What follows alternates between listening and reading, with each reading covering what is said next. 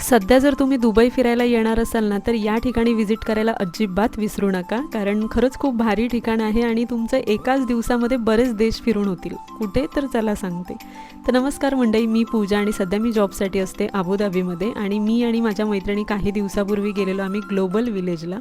Global village हे दुबईचं खूप मोठं अट्रॅक्शन आहे आणि आपल्याला थोडक्यात सांगायचं म्हणजे ना, तर हे एक एक्झिबिशन आहे. फक्त ते कंट्रीचं एक्झिबिशन असतं.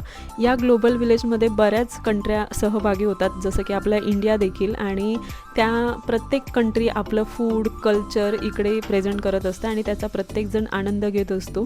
त्यामुळे जर इकडे आलात तर नक्की व्हिजिट करा. 25 दिराम इथं येण्यासाठी एंट्री फी आहे आणि जर 3 वर्षाच्या खालची मुलं असतील किंवा सिनियर सिटीजन असतील त्यांच्यासाठी इकडे एंट्री फ्री आहे. संध्याकाळी 4 वाजता ग्लोबल विलेज चालू होतं आणि इकडे दुबईमध्ये जसं थंडी चालू होते, म्हणजे ऑक्टोबर महिन्यामध्ये हे ग्लोबल विलेज चालू होतं, ते अगदी गरमी चालू होईपर्यंत. म्हणजे जसं यावर्षी 10 मे हा शेवटचा दिवस आहे, त्यामुळे जर या दरम्यान आलात तर नक्की ग्लोबल विलेजला व्हिजिट करा रात्रीच्या टायमिंगला. खरंच खूप भारी आहे. आम्ही सगळ्या कंट्री नाही फिरत राहिलो, आम्ही आमचे इंडिया, आफ्रिका, म्हणजे आम्ही ज्या ज्या कंट्रीचे आम्ही फ्रेंड होतो तिकडे आम्ही गेलेलो फिरायला. माझ्या मैत्रिणी इथं नेपाळ शोधत होत्या, पण नेपाळ तिथं कुठेच नव्हतं आणि त्यामुळे थोडं त्या नर्वस झालेल्या. पण खूप एन्जॉय केला आम्ही तिकडे. फूड वगैरे सगळं म्हणजे तिथं इंडियाचं आहे ना, असं मला वाटत होतं मी खाऊ गल्लीमध्ये फिरते.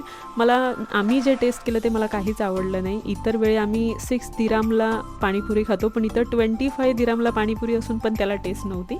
बाकी सगळं खूप छान आहे, नक्की जाऊन या एकदा.